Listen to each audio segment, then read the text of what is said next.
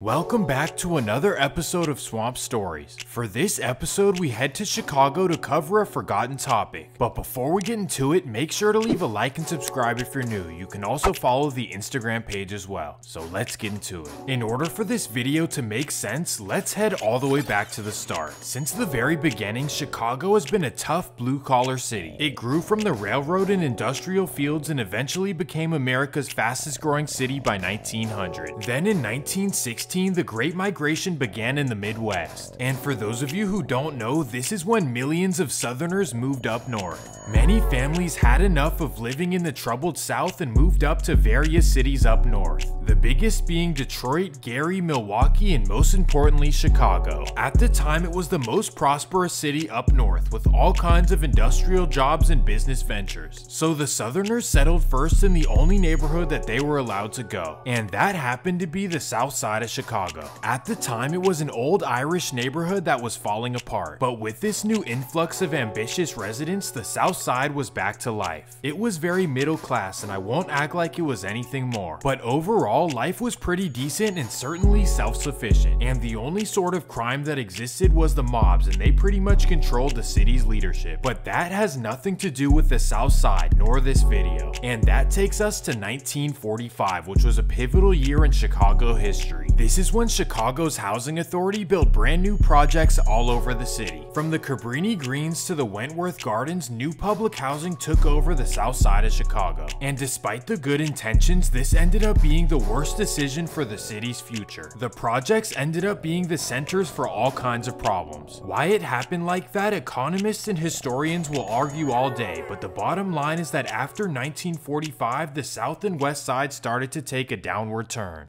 And at this point, everyone knows about the mainstream rivalries in Chicago. But for whatever reason, one of the most important groups to ever form has never been covered. So let's get it started. The story begins with a man named James Cogwell. James grew up on the west side of Chicago and always wanted to band together with others in his community. He found that his community was vulnerable and they needed some sort of unity to show that they're fierce. So in 1954, he organized a group called the Egyptian Cobras. The name was chosen because the Egyptian cobra is the most dangerous snake in the world. Well, here is where people disagree. Some say that Cogwell started the cobras on the west side, but many others say that it started in Fuller Park, specifically on the corner of 43rd and Princeton. Either way, the cobras began spreading all over the city, and eventually by 1959, half of the notorious Cabrini Greens projects joined the cobras. In fact, by this time there were 500 members spread throughout the different projects in the city. The Cobras had a bully mentality where they didn't let anyone get in their way. And of course, this didn't sit well with a lot of people in Chicago, specifically the Black Disciples, also known as the BDs. The BD's leader, David Barksdale, had a huge problem with the Cobras, and everything took a left turn in 1960. At the time, most of the problems were at the hands of a 16-year-old named Henry Ponder, also known as Johnny Ringo. Despite his age, he was appointed to lead the Cobras against the BDs. This is because he was truly fearless and definitely feared in Chicago. So for the next 2 years, the BDs and Cobras were in a major rivalry. June 12th, 1962.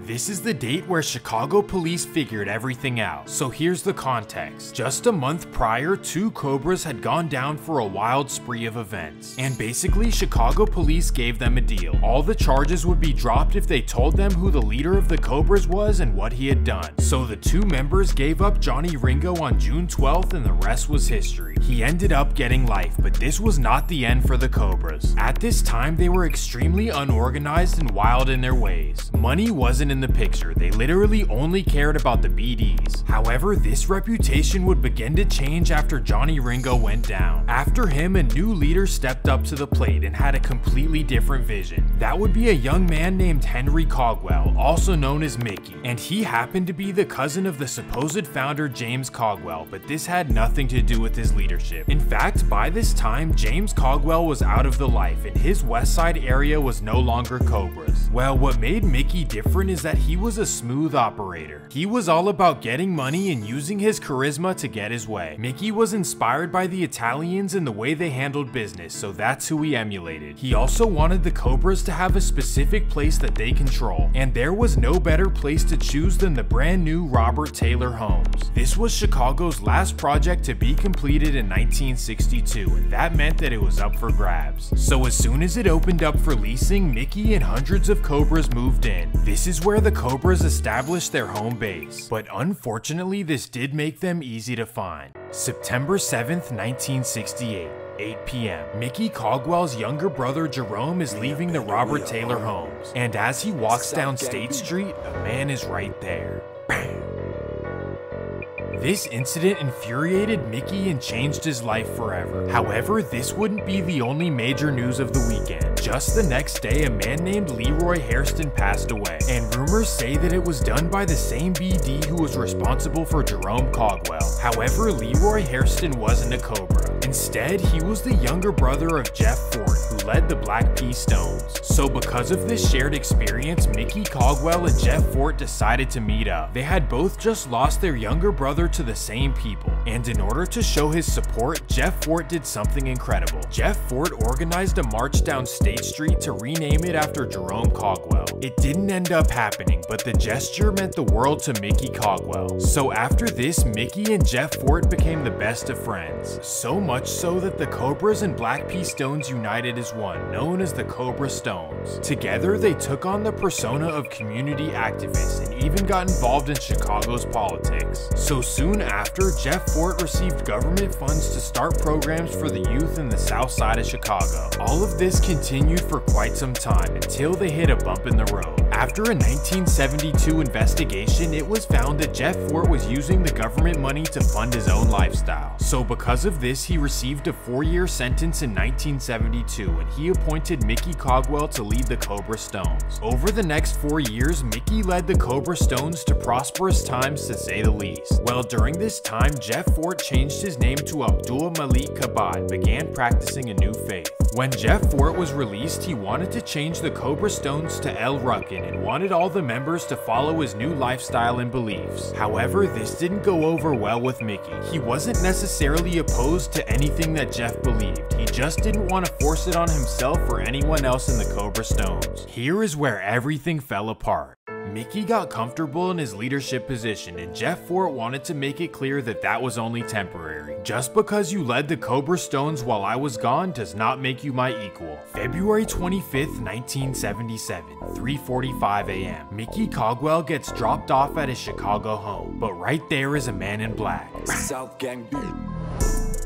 This was a huge deal. Remember that Mickey was loved by everyone, probably the most charismatic person in the south side of Chicago. Not to mention that he was also keeping a lot of people's pockets full as well. So after this incident, everyone pointed their fingers at Jeff Fort, and this is how it played out. The Cobras and Black P Stones split back into their original forms, but now they became known as the Mickey Cobras to commemorate the leader that they loved dearly. They adopted the color green and used a snake as their logo. In Chicago, they became known as simply MC. So if you saw someone in green with MC or a snake on their jacket, you best believe that they were a Mickey Cobra. Well, the Cobra Stones breakup made the late 70s and 1980s extremely complicated. That's because both the Black P Stones and Mickey Cobras were still rivals with the BDs, but now they also had to watch out for each other. And this dynamic made the south side of Chicago completely out of control, especially in the biggest projects, the Robert Taylor Homes, Dearborn Homes, and Cabrini Greens. The Mickey Cobras had these projects on lock, and the BDs and El Ruckins were not having it. In fact, in 1985, Jeff Fort wanted to take a couple of Cobra areas, the first being 54th and Bishop in the back of the Yards neighborhood. And to do this, he claimed the life of their local leader named Herman Jackson, also known as Moose. Well, the back and forth continued until El Ruckin took a major blow. November 6, 1990, 24 El Ruckin members went down for a giant RICO case, and they found them responsible for all of this. We love you, Musk.